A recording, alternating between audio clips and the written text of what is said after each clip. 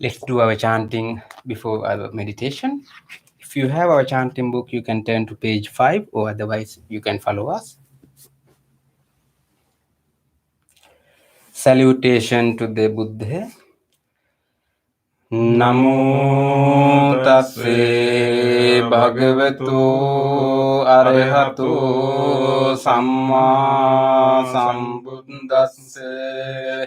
Namo tasse bhagavato arahato samma sambuddhasse. Namo tasse bhagavato arahato samma sambuddhasse.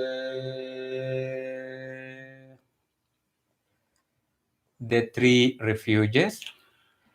Buddhang saranang gacchami, Dhammang saranang gacchami, Sanghang saranang gacchami, Dutiyampi buddhang saranang gacchami, Dutiyampi dhammang saranang gacchami. Dutiyampi sanghang saranang gacchami. Tatiyampi buddhang saranang gacchami. Tatiyampi dhammang saranang gacchami. Tatiyampi sanghang saranang gacchami.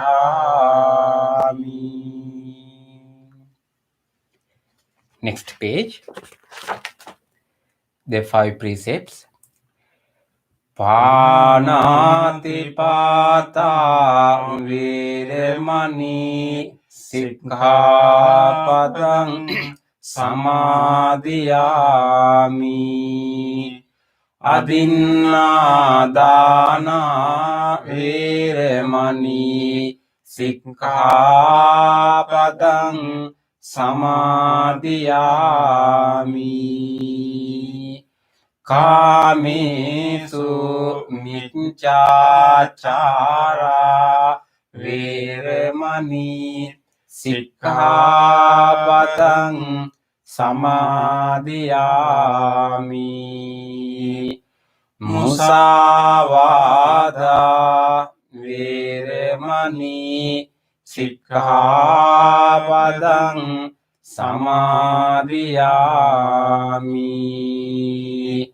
Surameraya majja pamadatthāna viremani sikkhapadang samadhiyami. Let's read the affirmative vows. Being aware of the suffering caused by the destruction of life, I vow to cultivate compassion and learn ways to protect the lives of all living beings.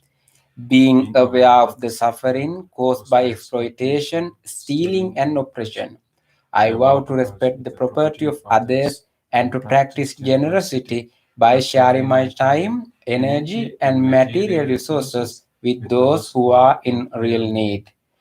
Being aware of the suffering caused by sexual misconduct, I vow to respect my commitments and those of others. I am determined not to engage in relations without love and long-term commitment. Being aware that words can create suffering, I vow to learn to speak truthfully and develop peaceful, kind, and meaningful speech. Being aware of the suffering that an intoxicated and agitated mind can produce, I vow to develop mindfulness and heedfulness. Next page. Homage to the Buddha.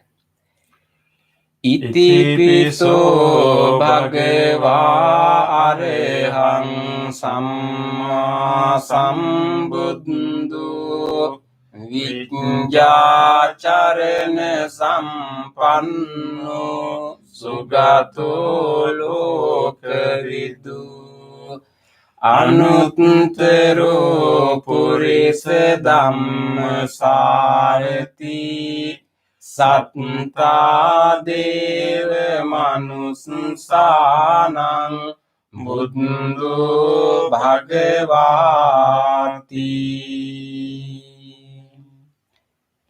Homage to the Dhamma. Swākkāto bhagavata dhammo samdittiko akaliko ehi passiko opanayiko paccattam veditabbo viññuhiti. Homage to the Sangha. සුපටිපන්නෝ භගවතු සාවක සංඝෝ උජුපටිපන්නෝ භගවතු සාවක සංඝෝ ඥායපටිපන්නෝ භගවතු සාවක සංඝෝ සාමීචි පටිපන්නෝ භගවතු සාවක සංඝෝ යදිදං චත්තාරි පුරිස යුගානි අත්ථ පුරිස පුග්ගලා ඒස භගවතු සාවක සංඝෝ ආහුනියෝ පාහුනියෝ දක්ඛිනියෝ අංජලි කරණියෝ අනුත්තරං පුඤ්ඤක් කෙත්තං ලෝකස්සාති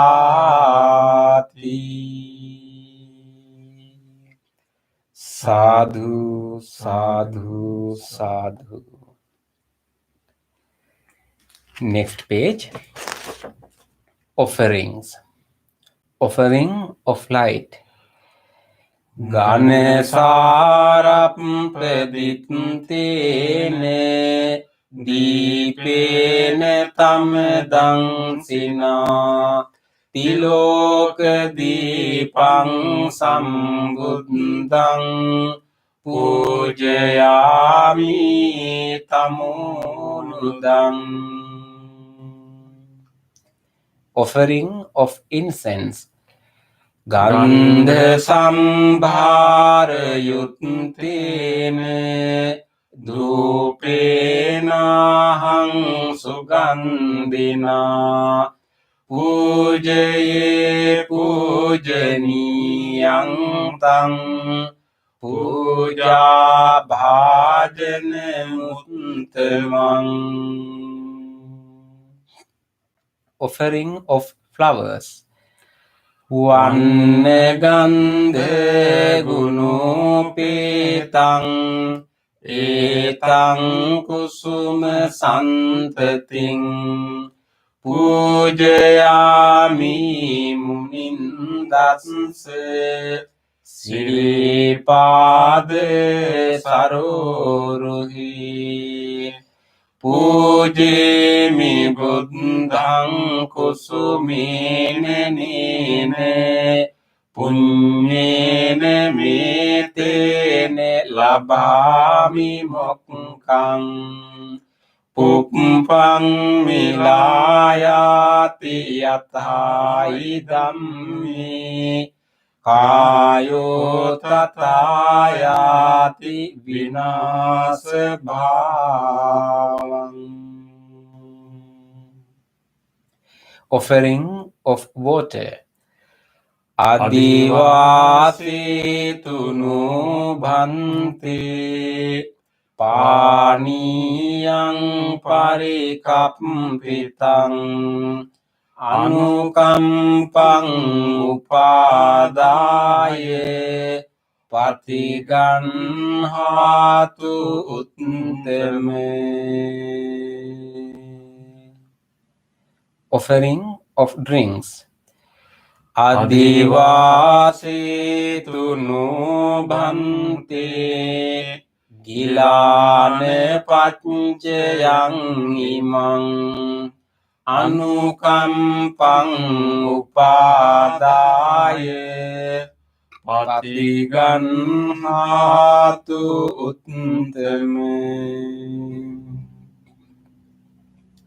Worship of shrines. Vandami cetiyang sabbang sabbethani supatittitang saririka dhatu mahabodhin buddha rupang sakalang sada. Sadhu, sadhu, sadhu. Next page. Wish of well-being. Iccheva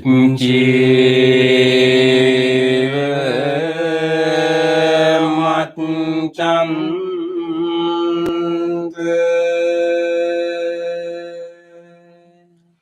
namasse niyang namasse manu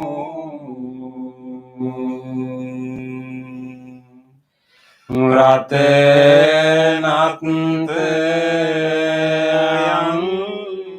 yang punyabi sandang vipulang alatang tansanu bharene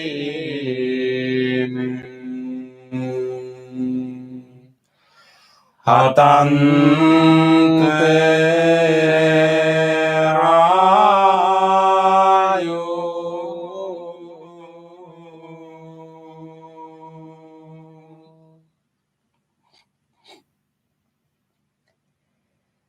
Reflections on the teachings of the Buddha in English.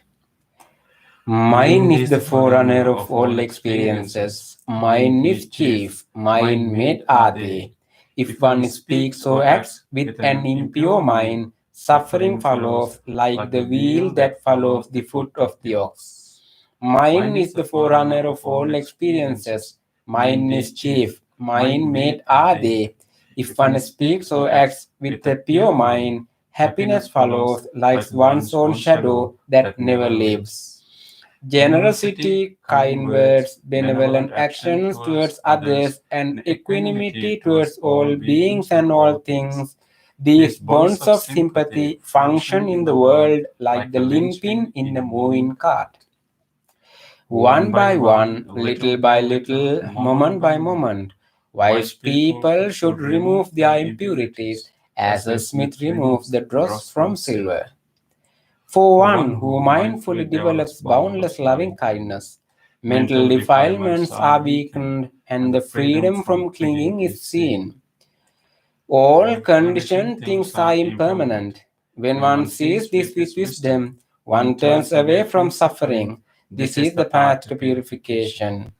All conditioned things are unsatisfactory. When one sees this with wisdom, one turns away from suffering. This is the path to purification. All things are not self. When one sees this with wisdom, one turns away from suffering. This is the path to purification. Excellent, excellent, excellent.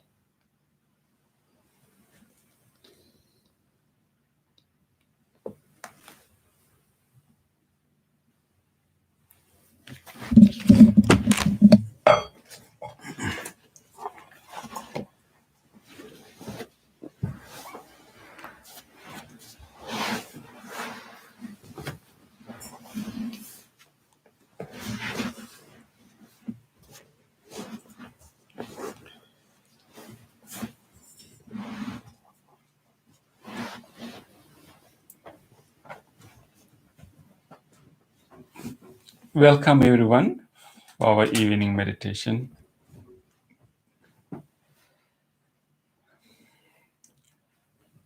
We are all going to spend a moment to look into our mind. And most of the day, we just use our mind, but we don't get a chance to look at our mind or to take care of our mind. So it's really important that from time to time that we take a break and look at our own mind and recognize its patterns, recognize its wounds, recognize its potentials, and then and take care of it. It's so important that we give a time for that. So just rejoice that we are all here together to give that care to our mind, the mind that we always use, the mind that we use to think about anything, to make decisions, and to plan anything, and we have been using it all along. But right now, we are going to take care of it. We are going to give some care for it. So rejoice that we are making an effort to look into our mind and gradually develop wholesome qualities in it, and it's more like giving a nice brush to our mind. So let us do that together, and again rejoice this moment that we all have this opportunity. There are many people out there who would like to have such caring of the mind, but they don't. Sometimes they don't have an opportunity. They don't have any guidance, and so we will do our best to reach them and help them too. But now we have got this opportunity, and rejoice, and then make a determination that whatever training that we are doing here, we are going to benefit so many others with that training. So our practice today is for the benefit of ourselves, but actually for the benefit of many others. Whatever small skill, whatever small training that we are doing to ourselves right now is going to benefit so many other people and beings. Just think about that, so you understand the value of this effort that you are doing now, because you never know how many people will benefit from this practice. With that feeling, let us start our practice. Let us use the sound of the bell to gather ourselves. Our attention is usually dispersed, going all around, and we are going to gather it and establish it in our body. Use the sound of the bell and the chant to gather your attention. We will chant Namo Buddhaya 3 times after the bell.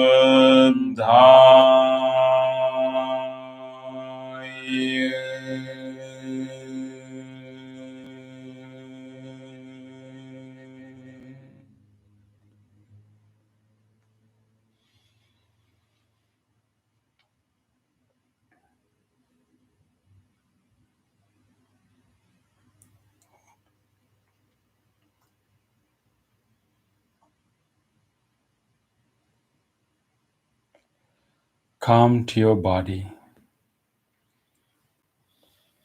Let us closely feel our body.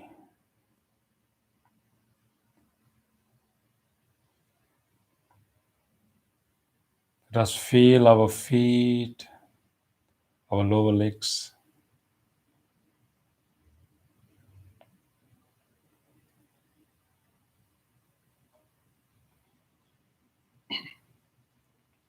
Let us feel how our body is touching the chair, the cushion.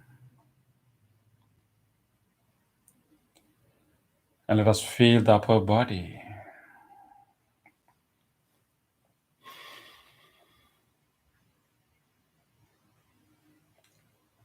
And feel the sensation with our clothes in our whole back area, around our shoulders. Just acknowledge those ordinary sensations available to us right now.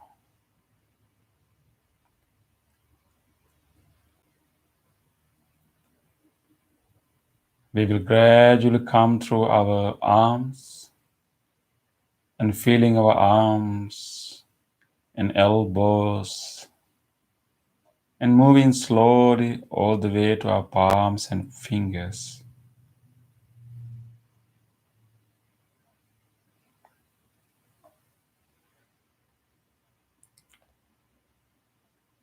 Let us just be open to all these sensations and just be in the body.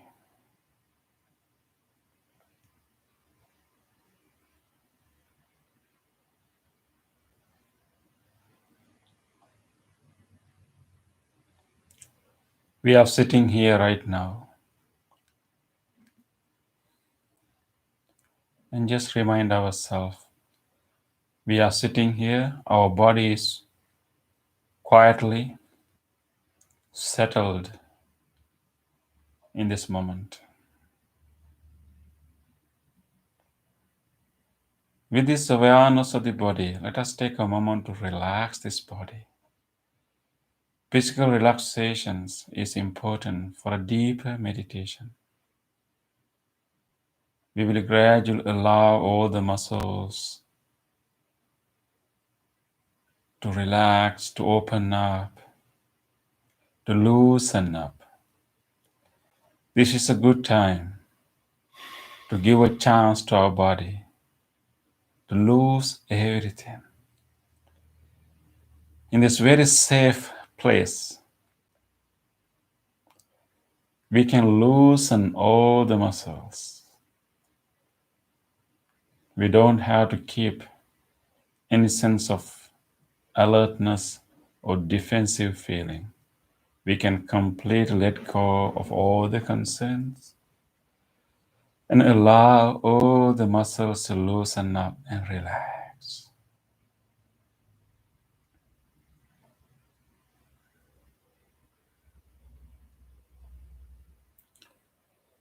Let us use our breath to further relax our body. If you have any tightness or any tension in any parts of the body, pay attention to that area and let us make an effort to open up that area and relax and release those tension and tightness or discomfort.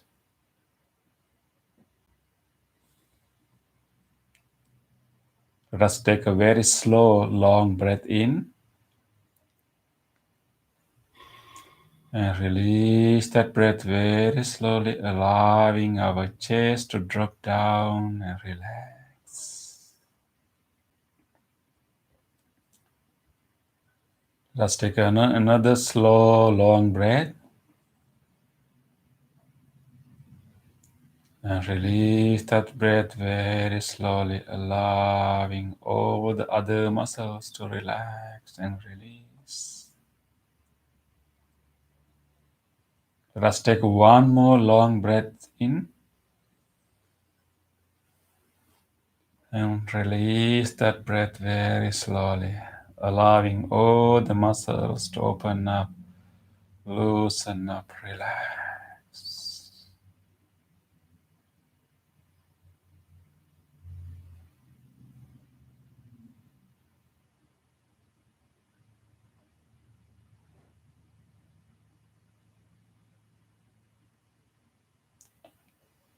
With this relaxed body,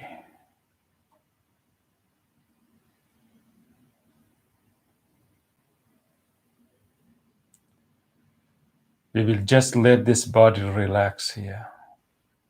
We will let it to be here, holding no tightness, even leaving our hands to simply lie there, allowing our palms and fingers to simply lie there. No grip, nothing, just relax.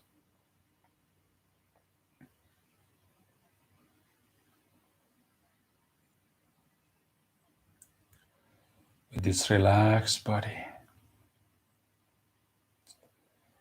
let us now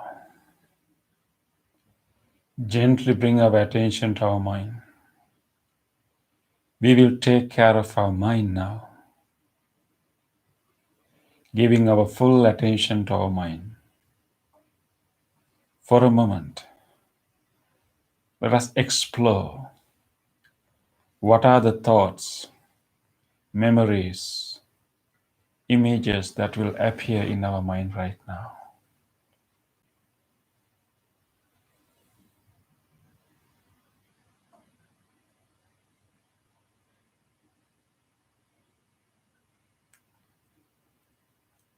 Just open your mind. We will have an open awareness and just observe whatever the thoughts, memories coming to our mind right now. We never know what would be our next thought. With curiosity, with full awareness, we will watch the occurrence of thoughts. Without developing any single thought further, we will simply acknowledge them and keep watching them.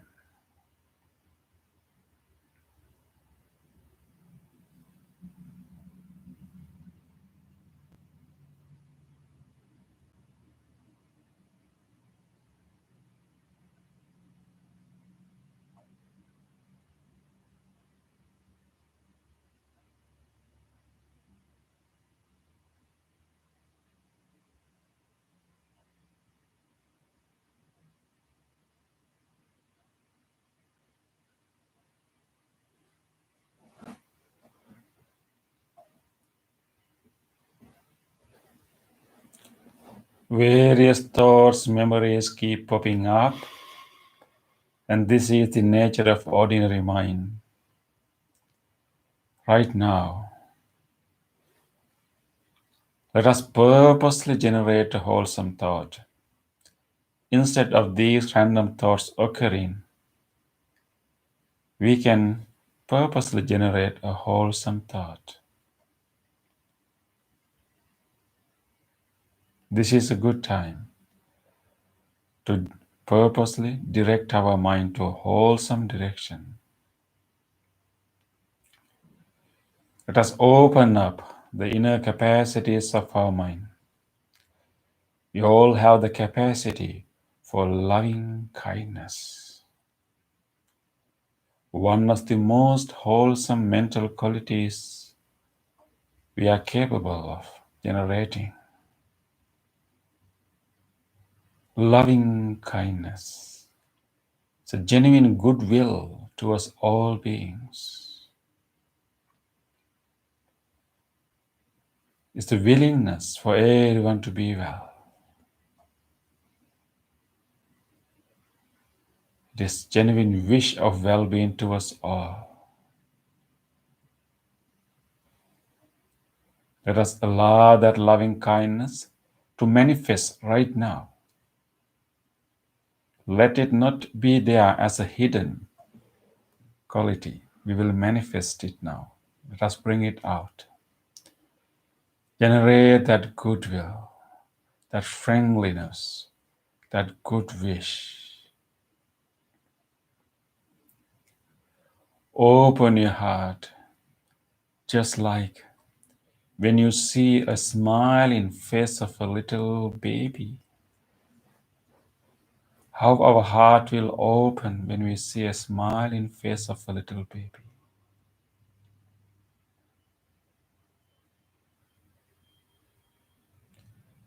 Or just like when we are petting a puppy, a kitten, or a little bird, or any other pet, with care and attention. When you do it, how would we feel?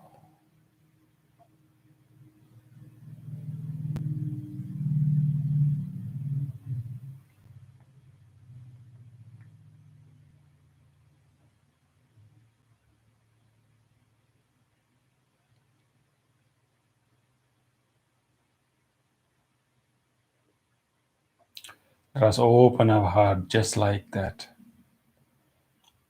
with readiness to care, with softness in the heart, full of good wishes, with generosity, compassion. We have the goodwill. Let us now enhance this goodwill, this softness in the heart, this loving kindness. Let us grow it to be bigger and bigger, stronger and stronger. We can make this loving kindness quality stronger by making more and more wishes of loving kindness. Let us keep wishing well-being to everyone, directing this loving kindness to all different types of people, beings, allowing this loving kindness to grow and manifest within us. Let us start with ourselves.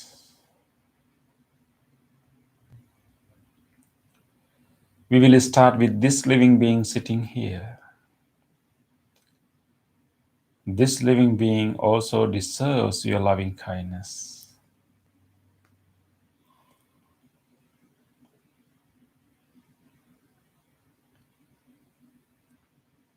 We will start with ourselves. Direct that loving kindness to yourself and feel your presence here. And treat yourself as one of the living beings with a sense of generosity, compassion, acceptance. Direct that whole loving kindness, attention, care, and wish to yourself, to this being here. Make a genuine wish. May this person sitting here be well, be safe, be healthy, be peaceful.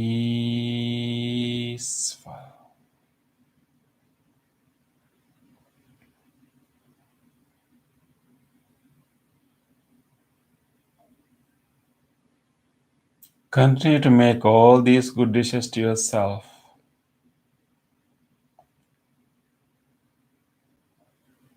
With kindness to yourself, with generosity, acceptance, and forgiveness. We will just continue to wish well-being. If you have a special concern, or health concern, or relationship concern, or job-related concern, whatever, you can make a specific wish to yourself now. With genuine heart, make a specific wish for yourself.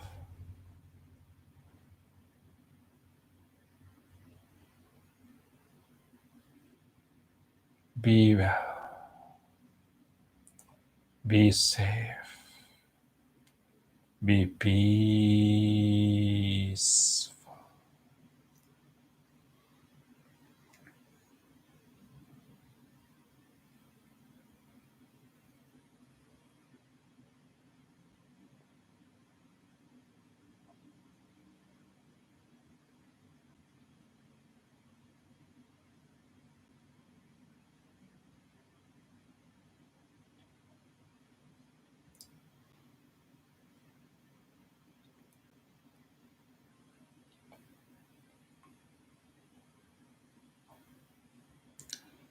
Let us now bring our whole attention to this body. Let us take a moment to appreciate this body and direct this loving kindness throughout the body. Allowing this loving kindness intention to travel throughout the body and heal this whole body.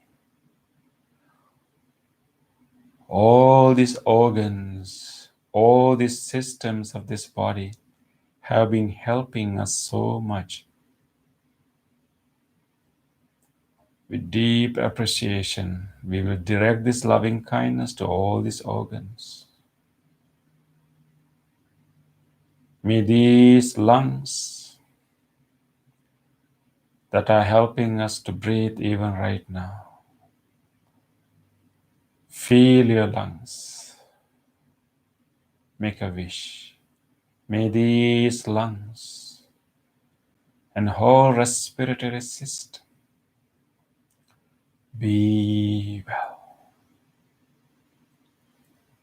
be healthy, be healed.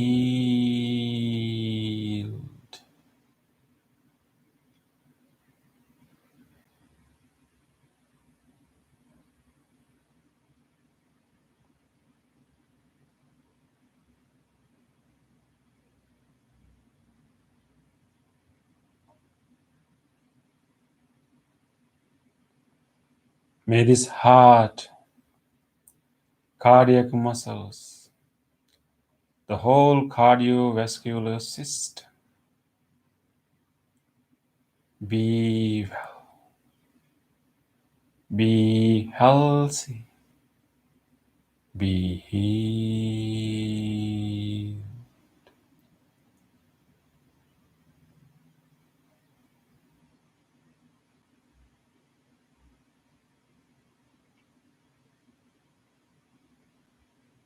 May this digesting system, all the organs throughout this digesting system, stomach, liver, pancreas, intestine, colon, the whole digesting system be well, be healthy, be healed.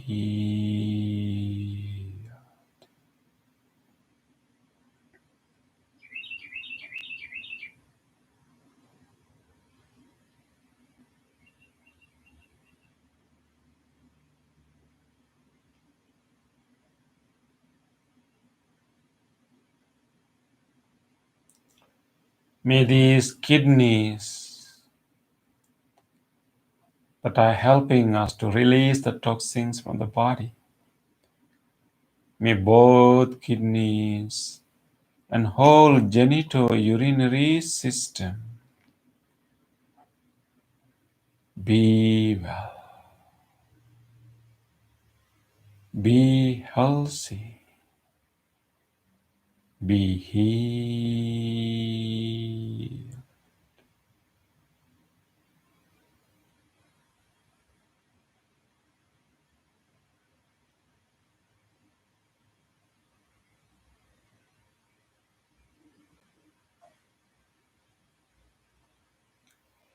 May this nervous system that is helping us even right now to meditate, may this spinal cord,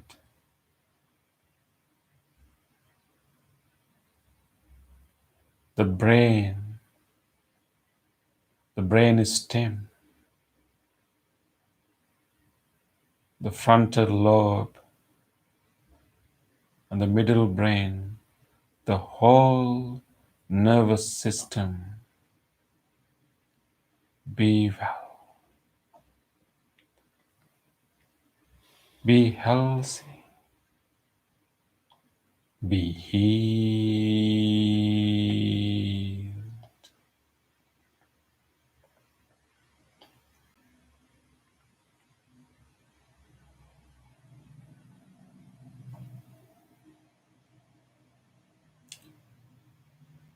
May all these muscles throughout the body, all these ligaments, all these tendons, all these muscles throughout the body be well. May all these joints, all these bones, large bones, tiny bones, and all these joints throughout the body be well, be healthy, be healed.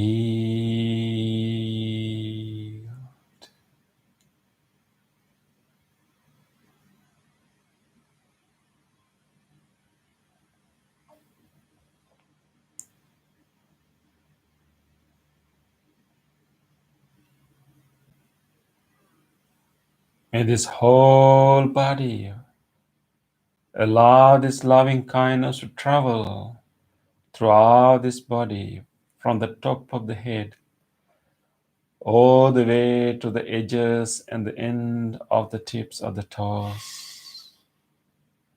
Allow this loving kindness intention to reach each and every corner of this body and let it to heal the whole body. Be well. Be healthy. Be healed.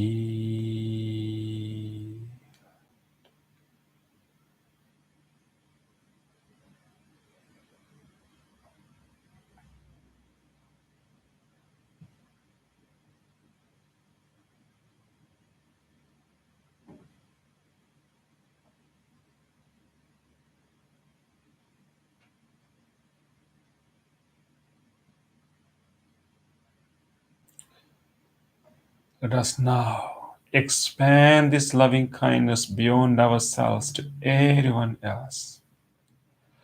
How good if all others also feel the same sense of well being. How good if everyone feels safety. Let us wish for everyone to have that. May all people who are connected to our life, may all people who we meet every day, our beloved family members, our friends, our co-workers, may all of them too be well, be safe, be healthy, be peaceful.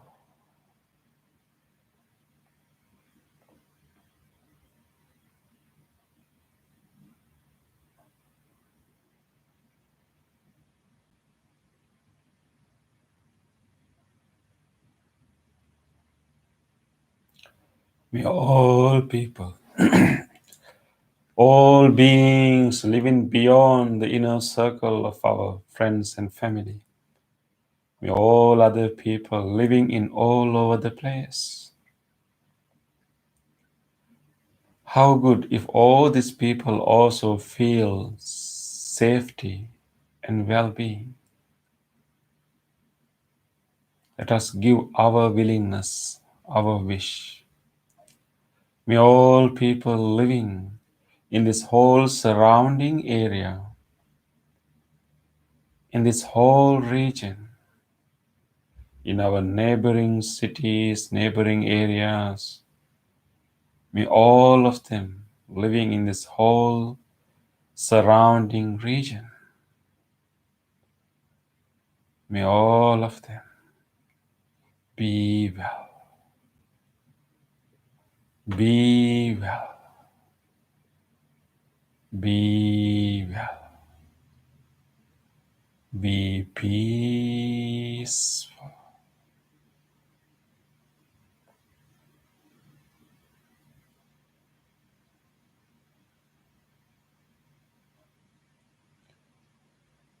Let us expand this wish beyond this immediate vicinity to all other faraway places. Let us expand this wish as wide as we can. Let us embrace as many people, many beings as we can to our loving kindness.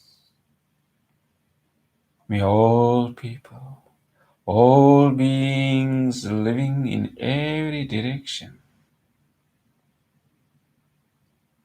let us wish for people and beings living in each direction at a time. May everyone living in the direction of our front, may all of them living in very, very far away places in this direction, may they all be well, be well,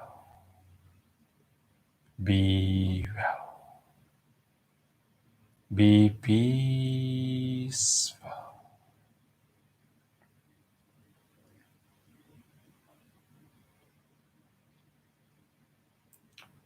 May all people, all beings living in the direction of our right, May all of them living in this direction right now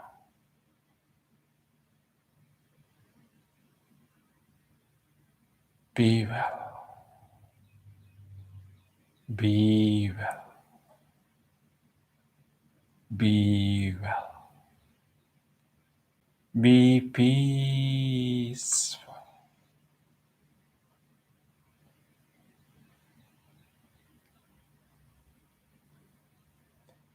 May all people, all beings living in the direction of our back, whoever people and beings living in this direction right now, may all of them be well, be well, be well, be peaceful.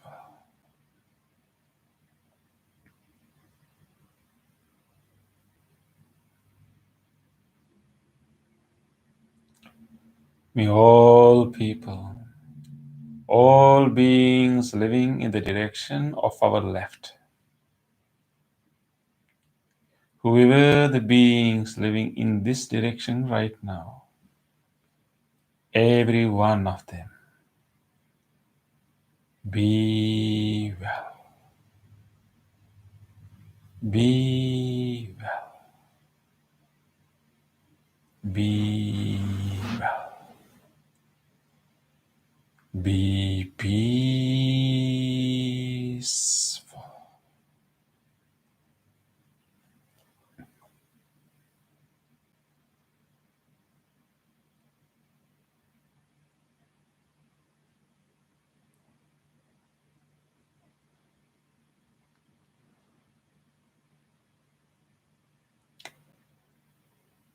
May all beings living in every direction,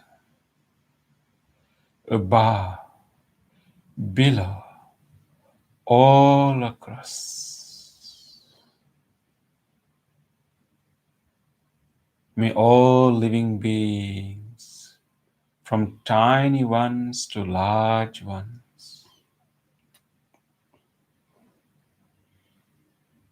each and every living organism, all life forms, without exception, be well, be well, be well, be peaceful, peaceful, peaceful.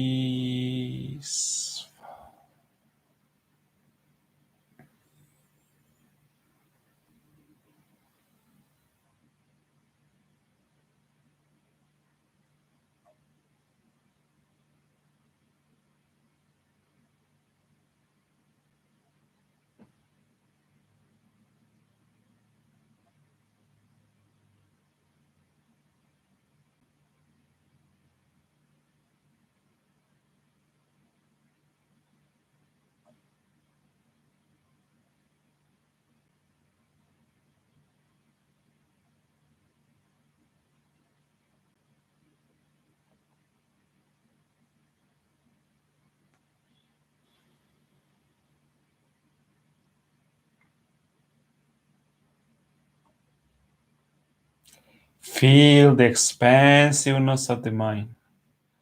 This loving kindness pervade into every direction, embracing all beings equally. No boundaries, no limitations, just embracing each and every living being to our loving kindness. Rejoice, rejoice this wholesome loving kindness, this unbounded loving kindness.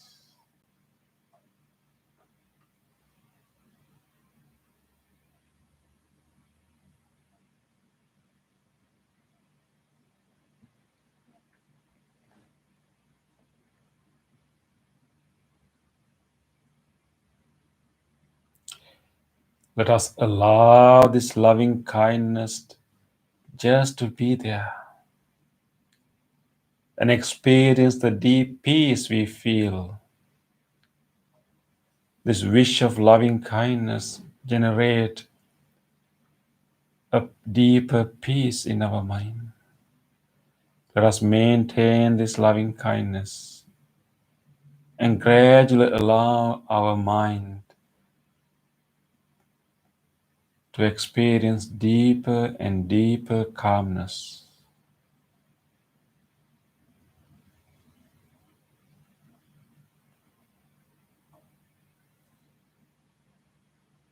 We can enhance this calmness by simply resting our mind on our breath.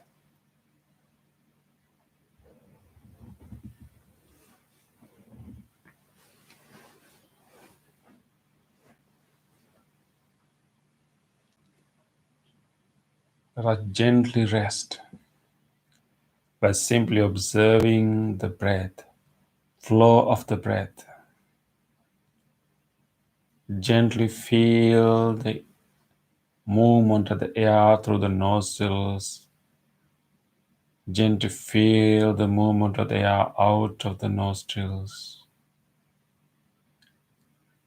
Gently feel the changes happening in the body along with the in-breath and also changes along with the out-breath.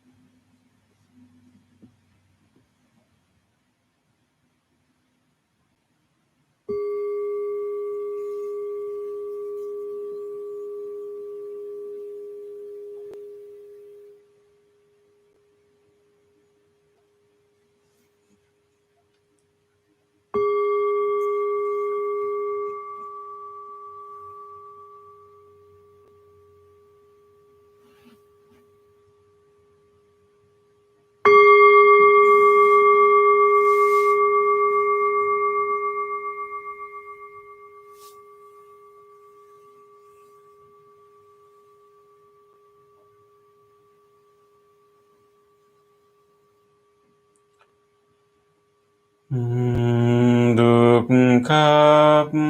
pattaca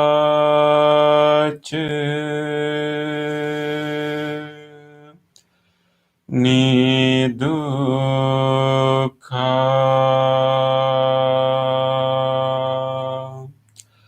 bhayapattaca nibbaya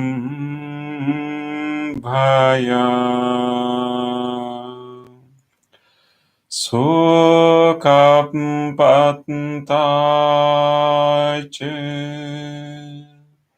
nisoka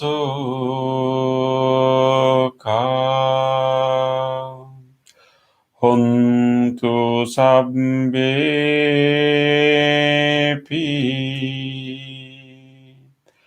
paninu.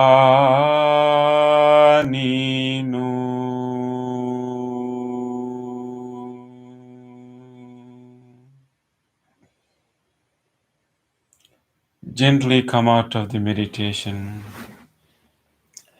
Gently put your palms together and place them against your chest.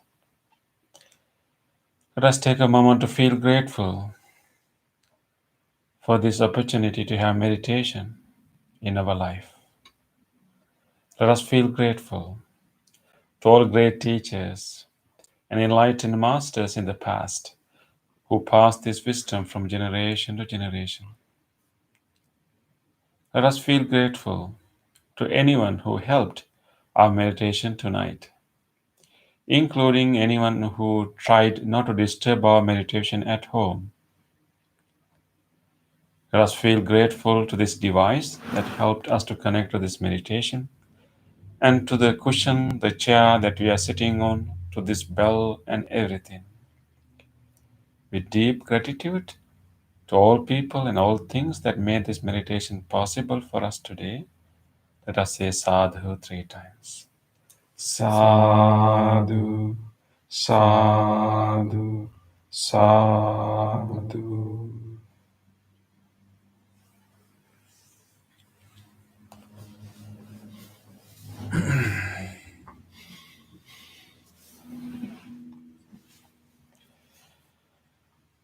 Okay.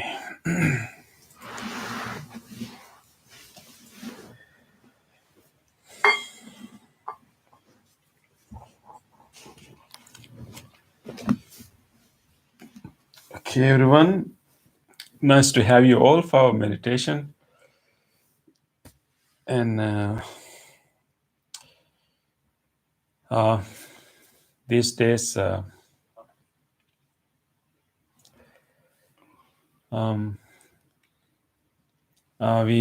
think these days we see some countries around the world. We can see the increase of the affected cases, right, Bante? So today, I like to think about all these people, and maybe during our blessing service, we can all get together and then, take a moment to think about them, because so many people have been infected, particularly in India and also to some extent in Sri Lanka also, and also Brazil and some countries in Europe.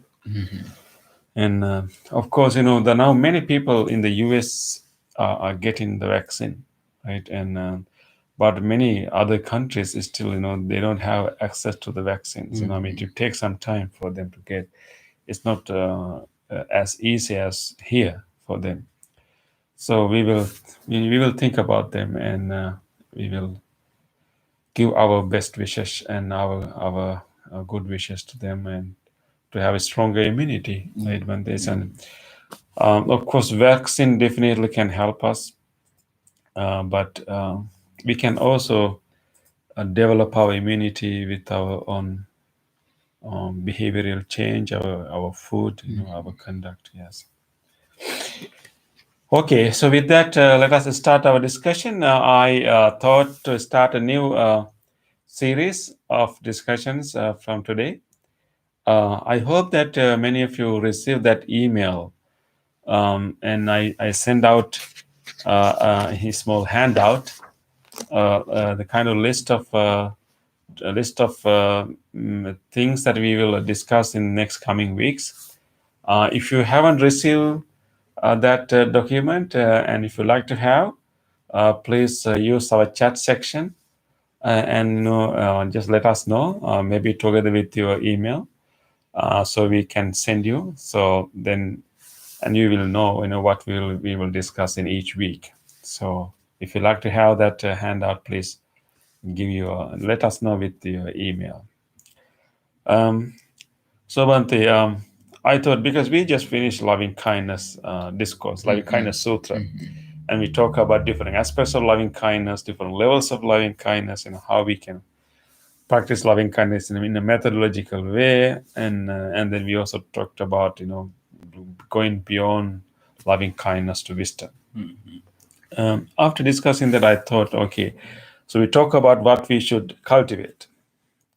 So that's but in our spiritual training, it's one aspect is to cultivate, and there's the other aspect that involve in abandoning, reducing, and weakening, and ultimately getting rid of.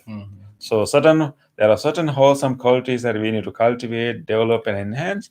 There are other, let's say, unskillful qualities and tendencies, and that we need to understand and recognize, and then weaken, and then eventually get rid of them. So I thought maybe, as a kind of a complementary to loving kindness discourse, maybe let us talk about the other side of the mind. People will call it dark side of the mind, but it's not necessarily dark. It's simply natural. It's simply normal, and those mental, unskillful tendencies are very common, and they are habitual. I mean, just that those those unskillful or unwholesome mental qualities do not do any good. That's the point. So, therefore, we need to recognize them. So I thought maybe let's talk about that part of the mind. It's more like a recognizing our own mind, right? Being familiar with our own mind.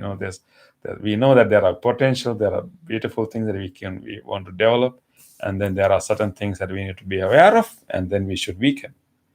Yeah. So in fact, Bhante, this. So I thought maybe we talk about the 14 defilements of mind. This is the standard list. Of course, there can be. Of course, we know that in Buddhist discussion, we try to categorize all these unskillful tendencies into three. Right, Bhante? Do you remember these three? Yeah. Yeah. I don't know any of our friends remember those three. All the defilements, all the unwholesome qualities, have been divided, have been grouped into three categories. Anyone remember those three categories?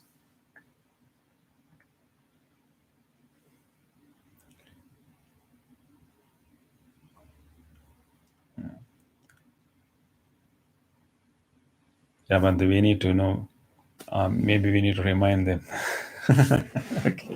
Okay. All the unwholesome categories, all the unwholesome mental states, qualities have been categorized into three groups: greed, hatred, and delusion.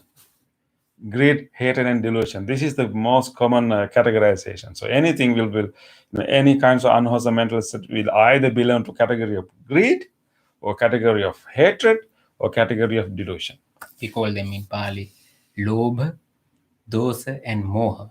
Yes. Right? Yes. Lobha is greed, dosa is hatred, and moha is delusion. And sometimes I have seen in certain writings, we see three poisons of the mind. They call it three poisons of the mind. Sometimes the word poison can sound very harsh, but definitely they can poison our mind. Yeah. So these are three main groupings. But in today we talk about like 16 unwholesome mental qualities, more elaborated list. So we can focus on each shade of these unwholesome qualities. So this particular the list, the 16 defilements of mind, is found in a Buddhist sutra. is called the Sutra of the Cloth, the Sutra of the Cloth, or simile of the cloth, simile of the cloth. And because the sutra is started by the Buddha with simile of a cloth, and Buddha said that the cloth which is kind of pure, but can be stained or can get dirty with exposure to so many things. So the Buddha is asking a question from the monks. Monks, do you think that if you want to dye your cloth, and if it is not clean, if it is not pure, can you really dye it well? And of course, we know that if you want to put any color to the cloth, first it has to be very clean. Otherwise, those the beautiful colors will not be absorbed.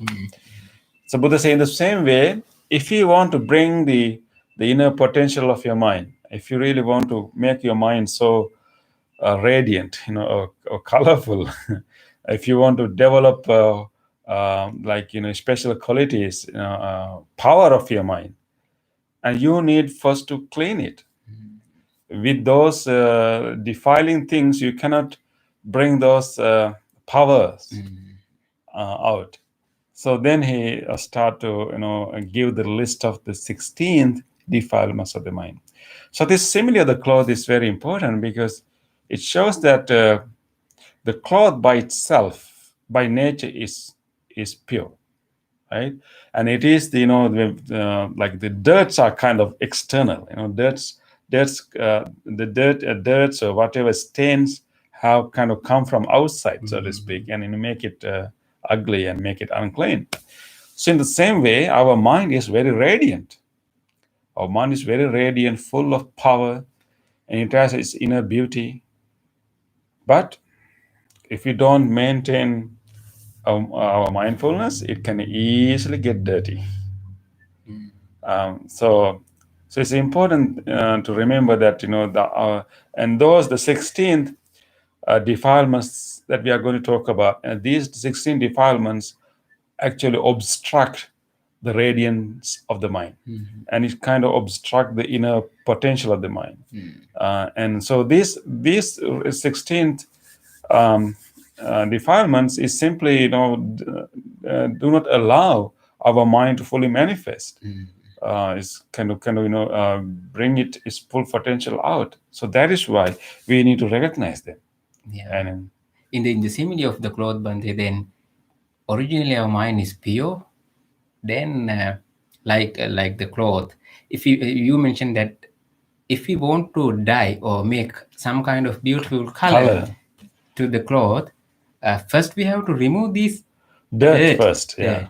Same way that to our mind too. So if you want to make our mind colorful, right? Colorful, we yeah. want to first colorful and powerful. Powerful, yeah. And if you like to read other people's mind, or if you like to make miracles with your mind, and achieve all jhanic experiences. Yeah. It's a very practical simile, Bante, I think that because if we keep that cloth, pure cloth, originally pure cloth hidden somewhere, covered, so then it is okay. Because that it's not open to that, it's not open to defilements, then it is okay. But cloth is something that we have to use. Same way our mind, how we use, Bante, right? Yeah, we have to use the mind. It, just like the cloth. Yeah. So important thing is to recognize what are the defilements. Yeah. So let's do it. So in the list of 14 defilements, the first one is related to the greed category, but it is given as abhijja. But the abhijja is actually a little bit of a strong form of greed. It's not simply, not in the mind. We have like different grades of like liking. We can have initial liking, our inclination towards it. But abhijja is something that very strong form of greed. It's more like uncontrolled longing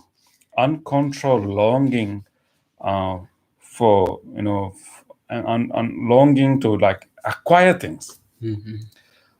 And that's usually in normal literature when we say greed, that's what the people really mean it, like uncontrolled need or longing and yearning and wanting to and have things and get things, and that can be one defilements, and but it could be like it's more like hankering, longing, like having too much of longing for it, inside. And importantly, the term abhijja is coming from abhi and ja, and usually jayati is to like to contemplate, to think about and ponder over. But abhijja means that you keep on thinking, keep on pondering, keep on thinking to have it day and night, and that's called abhijja. And that can there are two forms of such a longing. One is longing for material possessions, and the other one is longing for consumption. So either people want to hoard things, like hoard and collect things, or they want to like consume as much as they can, and that unending, uncontrolled longing. But this does not mean that our simple wants, simple needs to satisfy our basic needs are wrong. This is what is meant here is actually like quite extreme forms of greed, to have things, and it's a defilement. It's a kind of strong it's a strong stain in our mind. And I think we can see in the world that and the problem with that is that one way it's kind of make our mind dirty, and our mind like less powerful, less radiant. But at the same time, it can also, this extreme form of greed can also create a lot of social problems, because if one person is like try to possess so many things, and using whatever the means that they can use, and without even thinking about ethic and thinking about the harm that they can do to the environment or to the other people. And when people are driven by abhijja, driven by this like uncontrolled longing to have things, and they will commit so many crimes, and they will commit so many harm to other people and individuals. So if you have 10 such people, and they may be creating so much of a problem. If you have 100 such people, and if majority of the people are like that, they really cannot fulfill those desires, because too much, there are, and it's not practical. Also, it's not practical. It's quite ironic that that, and it creates problems on the both end. One is that no matter how much that we will like collect and own our material possessions, and our mind will not really feel satisfied at the end.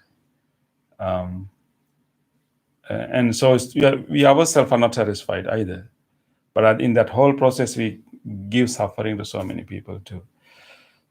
So we need to recognize that whenever we see it in our own mind, that sometimes we may have longing for things that we don't really need. Maybe we can survive without it. And if you begin to see that if we have that, and we need to recognize that, oh, this is a stain, this is a defilement, and I need to attend to it. Or if you see how other people are behaving that, and so we need to have that awareness that this is what happened to them. They have been influenced by that stain, called abhijja, and we also need to understand why such abhijja is arising in human mind. There are explanation how one can develop that kind of uncontrolled longing for consuming certain things, or owning, possessing certain material things. So how abhijja arises? And of course, for all unwholesome mental states, the basis for all unwholesome mental states is the ignorance. basic ignorance, like basic misunderstanding. Basic misunderstanding that definitely that that that are not seeing the interdependence. And as an individual, my whole existence is depends on existence of you and all other people, right? So without all other people, without all other trees and plants and environment, I can't exist. My existence is my survival is depending on so many other things, and so are the others too. But we don't really pay attention to this interdependency, and therefore we kind of have this basic misunderstanding of a separate self, a separate self sitting here. As soon as we construct that separate self that is completely independent from the rest of the nature, once you have that, and then you need to act like this, like a magnet. You need to attract so many things to this self that we have created as special. Of course, that doesn't mean that there's no individual here. There's a definitely individual, but it's interdependent individual, right? And so the basic misunderstanding we all have as ordinary beings, we all have this basic belief that a self as a separate entity from the rest of the world, and that is the key. That is the core of this abhijja, the covetousness. And once we have that, and then we have and we also think that we the false idea that, and by indulging or by like obtaining things, taking advantage of others, like not including others' well-being to our happiness, we think that we can enjoy our life without including well-being of others. We think that I can be happy without necessarily making others happy. So at the expense of other, so without really having any care and concern for others' well-being, we will try to satisfy our own self. That is also basically in that misunderstanding, because we cannot be happy by ourselves, and we really, if others living around us, if others who are sharing the same space with us are happy, and then we have more opportunity to be happy. But that's not how we think. That's not how we operate. But that is a very basic misunderstanding. The whole economy in the world is built on that basic misunderstanding. That individual can be happy by himself or herself, and so and therefore. And I think the whole advertisements, around the world is actually kind of feeding that misunderstanding, and then pushing us to buy things and own things, and I think it is time for our humanity to understand that this is not really the way to make ourselves happy, and also to make everyone happy too. Yeah. But there are deeper roots too. Or the abhijja, this extreme form of greed can occur, to own things to oneself, but also what we call covetousness. It's like you start to feel greedy, or you start to feel wanting other people's possessions. You feel like you wanted to take other people's possessions. And that is the extreme form of greed, abhijja. Not simply like you like your own things, but you also want other people's possessions. That is abhijja. It's an extreme form. So that is the how abhijja can arise is that with the basic misunderstanding that we all are operating on.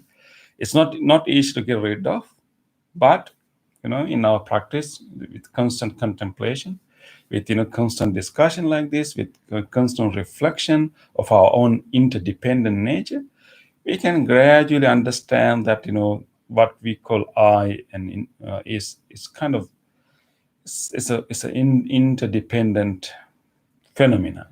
And the more we have that understanding, we will have less abhijja, less covetousness, less greed. And then there are also more deeper, subtle root. That is like whenever we have pleasant sensations, and whenever we have beautiful things, and whenever we see or encounter any beautiful, attractive things, and if we can simply enjoy it and appreciate it and then let it go, we are safe.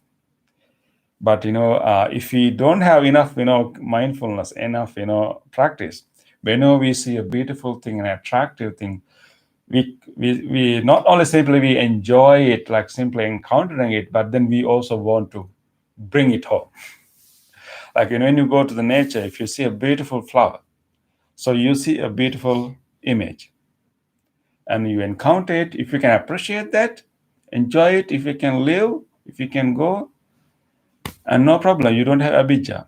But abhijja comes, oh, this is so beautiful, so nice. You keep thinking about it, oh, I should have it. And you will feel like wanting to bring it home. And that is abhijja.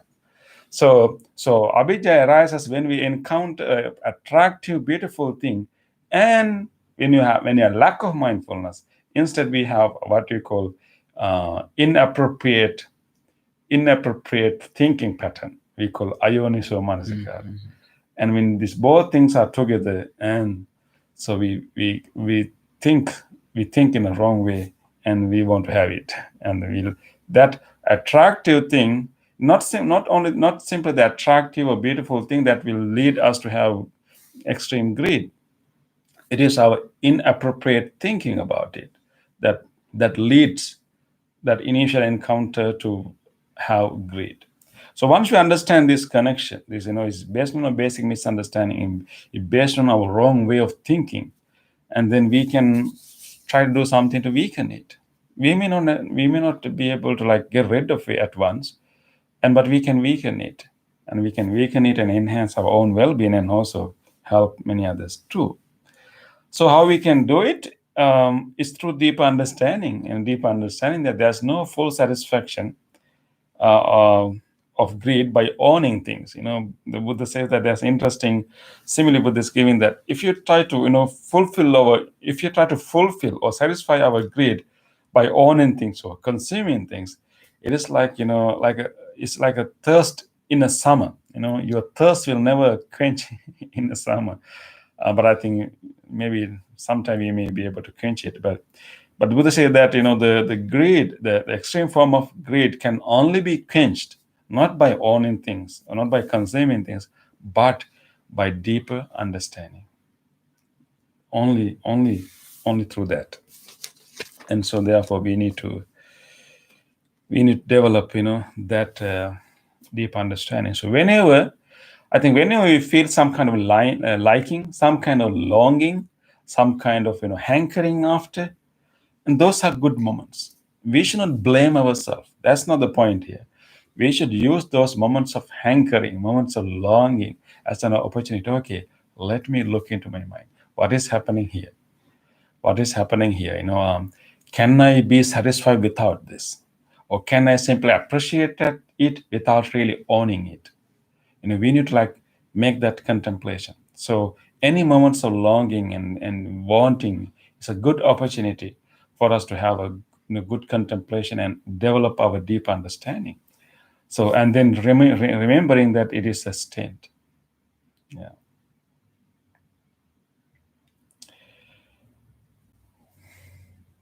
So, any thought about this greed or this avijja, the covetousness and unrighteous greed?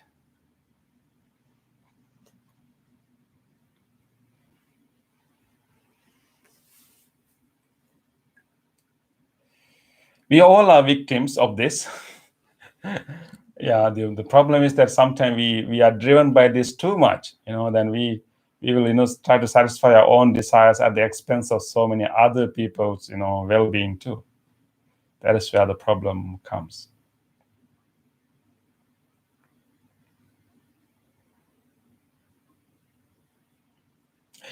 This extreme form of greed, they can even make someone sick. People don't understand it. this like extreme wanting and yearning and longing, and then you don't. Sometimes we may not be able to have it. Either we don't have enough resources, or sometimes it's impossible. But we can have strong yearning. You can get sick, and there's an interesting story actually. This is a story, it happened long, long time ago. We found in the Buddhist, literature. Uh, there was one king who was so greedy. And those days, just like today, actually, those days, when the king become powerful, he want to have more and more territories, right? And the stronger you become, you want to have more and more territories. So they want to expand their kingdom. And even right now, I think after the Second World War, in the world we develop what you call nation states. So each nation has its own independence.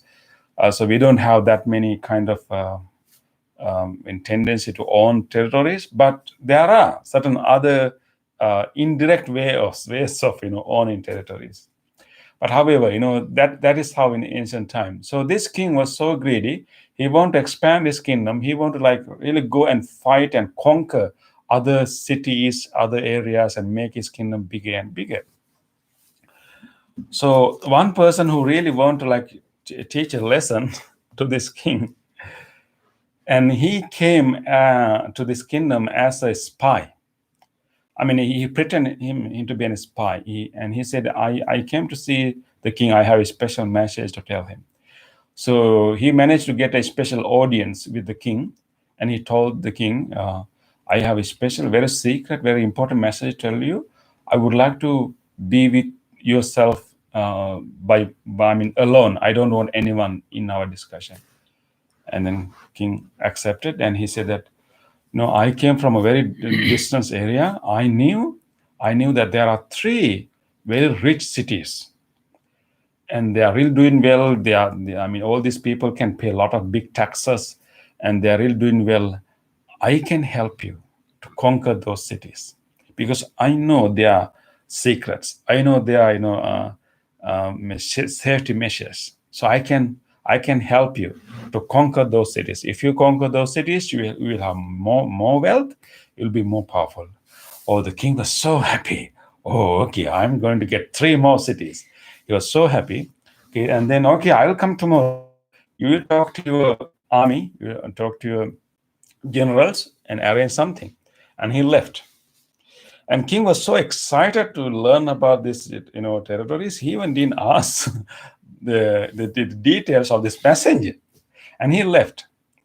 And he quickly, arranged a meeting, and he was talking to generals. I got the news about 3 important cities, and we would want to do something. We want to expand our kingdom. So generals were set, and they try to call army, and they try to call citizens come to the army. And then the next day, king was waiting for this person. He didn't show up. And king was so he's so excited. So he really wanted to discuss with this person how to attack those cities, but that person never showed up. And he was so upset. And he was so upset. He was sending messengers to all around the city and country. There was a person here yesterday. Where is he? Please find him. Please find him. And he couldn't find the next day. King was so anxious and really wanted to find these cities. He really wanted to, and then he didn't show up. And he days by days, and he was so upset. And every night he was thinking, oh, how good if I can have these 3 cities, and now that person is not here. How can I do that? And he kept thinking and pondering over those 3 cities. That person explained, the beauty, the wealth, all the thing. And he was thinking, like wanted to have it, but cannot have it. And he was so sick, so upset. He doesn't come to meal at proper times, and he escaped his meals. He really wanted to find this person. But actually, this person told him a lie. There were no such cities. But this king now been thinking that the city exists and wanted to have it. And eventually, he got really physically sick. He developed a diarrhea, form of diarrhea. Extreme greed can give you diarrhea, atisar. Yeah, and then he's having this sickness, and all these royal doctors want to help him. They cannot help him. And then then they were asking if there are any people who can give some treatment to this king. Please come and help him. And if there was a wise person living in the city, realized that maybe this could be due to a mental cause, not the physical cause. So he came and he said, I can give a try to help the king. And so he had a private time with the king, and try to understand the mental reason for that. And this wise person realized that actually the real cause of this diarrhea is not really the anything that he ate, but actually this yearning, this longing, this extreme greed he's having. So he was able to explain to the king that king, this is someone has played a trick on you, and you are longing for the cities that even do not exist. And help him to get rid of that greed, and then of course eventually get rid of the physical illness. And so the story is telling us that and we can develop such extreme forms of greed and even make ourselves sick. And that can happen too. And just like this king is who's yearning and longing for the cities that do not even exist, sometimes we can be doing the same thing too in our life.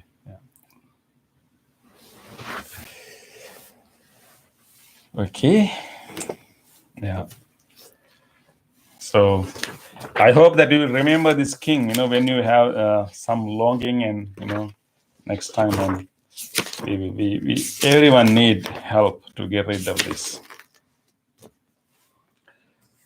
Okay, let us move to our other part of the program.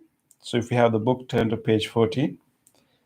Let us share the merits and transfer merits to everyone. So this is like being generous, and which is opposite to abhijja or covetousness. We are going to be generous.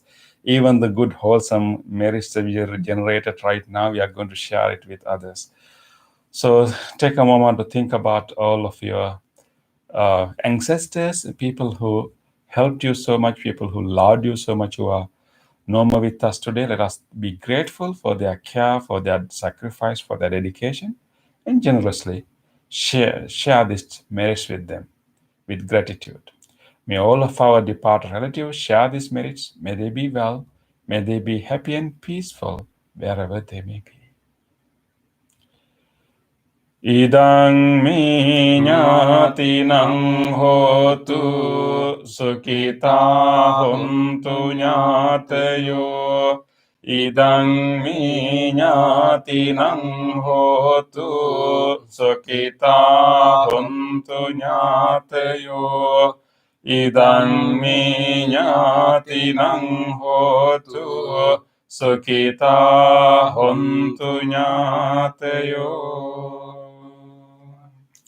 Let us also share these merits with all other living beings. If there's any living being who would like to share this merit, may he or she do so. May all living beings share our merits. May all living beings be well, happy, and peaceful. Ettavata che amhi sambhatang punya sampadang sabbe devanumodantu sabba sampatti siddhya sabbe bhuta anumodantu sabba sampatti siddhya sabbe satta anumodantu sabba sampatti siddhya. Wish for the well-being of the world in English. May the weather be pleasing. May the people prosper in their lives. May there be peace and happiness in the world. May the rulers be righteous. May all those who are suffering be free from suffering. May all those who are in fear be free from fear. May all those who are in grief be free from grief. May all beings be well and happy. Aspiration. May this wholesome act quicken the liberation of my mind from mental defilements. By virtue of this wholesome act, may I never follow the unwise people. May I associate with good people until I attain Nibbana, purification.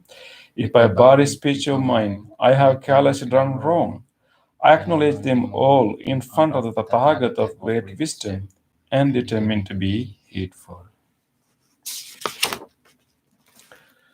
We will now chant the Loving Kindness Sutra.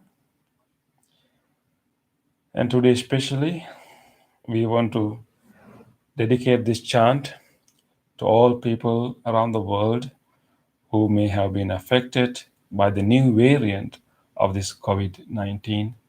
We want to think about them. Let us wish that may they develop stronger immunity to face this new variant and conquer, and may they have inner strength, and may they develop immunity, inner immunity. We will dedicate our blessings, our this chant for them. And also, we want to today especially focus our mind on our friend D, who is also not feeling well. We will think about her, wishing her soon recovery and good health, wishing D healing and recovery. And also, especially today, also we want to extend our blessings to our good friend Rosalind Sika, and she's having her birthday very soon, this Saturday. So today we want to extend our blessings to her, wishing Rosalind Sika a happy birthday, and wishing her healing, wishing her recovery, wishing her good health, and may this birthday bring you a period of healing and recovery to your life. So with that wish, we will chant. May all of you receive these blessings.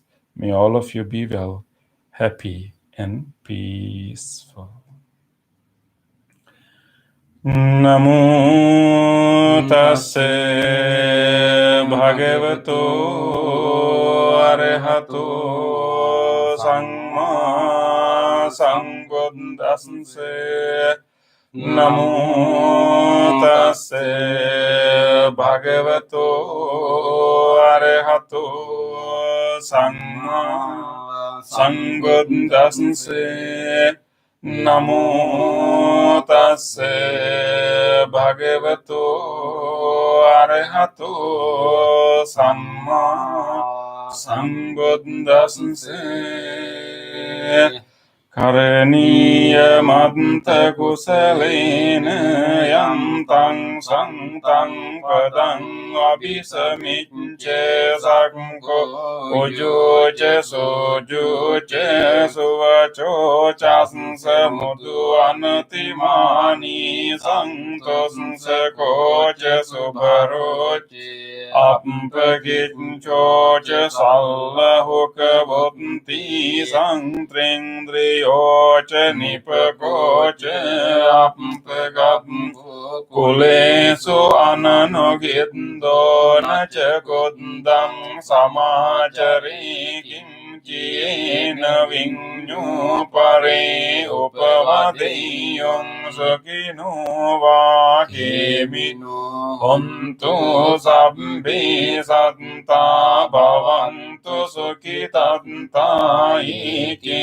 cipane bhutanti tasavatavara anavasesadi ghavaye mahantava majjimaraskanukatula dittava eva addittahi cedure vasanti avidure bhutava sambhaviti va sabbe santa bhavantu sukhitantana paro parannikumbeta nati manyet Katchinang kanchi vyarosana patigha sanyana manyas dukkamicche mata yataniyam puttang ayusaik puttamanurakke vampi sabbhutesu manasang bhavaye aparimanang mettang ca sabbhalokasming manasang bhavaye aparimanang uddhang adoca tiriyang ca asangvadang avirang asapatang tittang carang isinnu vasayanu yavatasya vikadamiddho etang sating aditteya brahmametang viharam idhamaho ditting ca anupakamma silavadasanena sampanno kamesu vinaya gedang hi jatu gambaseyam punareti etena sanca vajjena sottite hotu sabbada etena sanca vajjena sabbarogo vinassatu etena sanca vajjena hotu te jaya mangalang sabbitiyo vivajjantu sabbarogo vinassatu mate bhavatantarayo soke digayuko bhavatu sabba mangalang rakkantu sabba devata sabba buddhanubhavena sada sotti bhavantu te bhavatu sabba mangalang rakkantu sabba devata sabba dhammanubhavena sada sotti bhavantu te bhavatu sabba mangalang rakkantu sabba devata sabba sanghanubhavena sada sotti bhavantu te.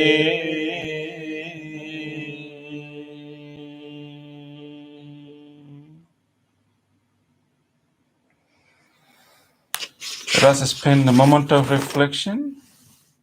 Let us try to recall to our mind whatever kindness that we were able to express to someone during this last few days. Recall a moment that you were able to help someone. You were able to be kind to someone. Just recall such incidents.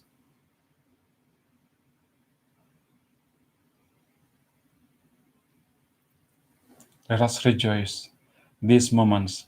These moments show that we can overcome our defilements, we can grow our goodness. Let us rejoice. On this day or in the past, if I have done kind deeds to other beings with my body, speech, or mind, whether great or little, here before the Buddha, I call to mind those kind deeds and let my heart rejoice. I rejoice in those kind deeds, appreciating the opportunity to be helpful to others. I rejoice in those kind deeds, wishing more opportunities to practice compassion. I rejoice in those kind deeds, resolving not to compare myself with others. I rejoice in those kind deeds and gladly share this joy with all beings everywhere. May my kind deeds relieve the burdens of other beings.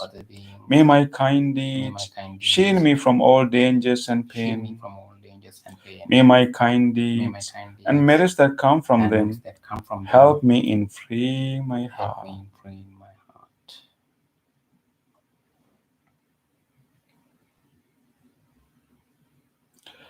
Let us now recall to our mind whatever kindness we receive from others.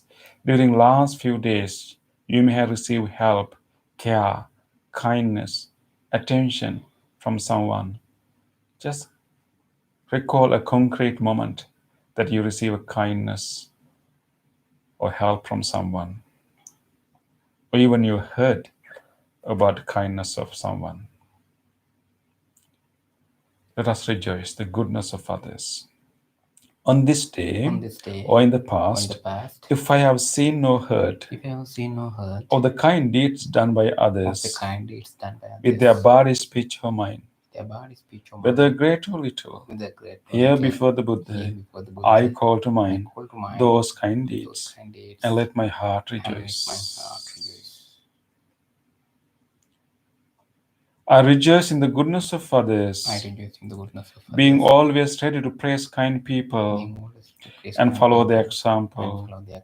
I rejoice in the goodness of others, appreciating that there are many good-hearted people in the world. I rejoice in the goodness of others, expressing gratitude for any kindness done. May the kind deeds of others bring safety and happiness to many living beings. May the kind deeds of others foster gratitude and fellowship among many living beings. May the kind deeds of others nurture goodness in me and many living beings. Sadhu, sadhu, sadhu.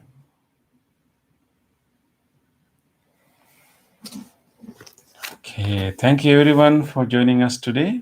Right, and this, this Sunday is a special day. We know that we used to have our annual joint Vesak celebration. And remember, we used to go to river and do our water ceremony. But this time it will be virtual. We actually did the water ceremony and we recorded it. So all the Buddhist groups in the area will get together and we'll have our Vesak celebration. Of course, next week we start month of May. So next Sunday at 3 p.m. Please plan to join virtually, and there are a live session and also there are group and breakout groups, and we can have we can meet our practitioners from all other Buddhist groups. It's going to be a wonderful day on Sunday afternoon at 3 p.m. Okay, I really like our people to be there. So we want as many people from Pittsburgh Buddhist Center also to be there. Yes. Is it Zoom? Is it Zoom? It's Zoom. Yeah. We sent out an email. You should have received it. Oh, yeah. Okay. There's a link. You can click it. Yeah. Okay. Okay, Rosalind Sika, wish you happy birthday. Yeah. I wish you happy birthday. She is here. Happy birthday to you. And we will call you on Saturday. Yeah. Thank you, Bantes. Thank you. See you next time.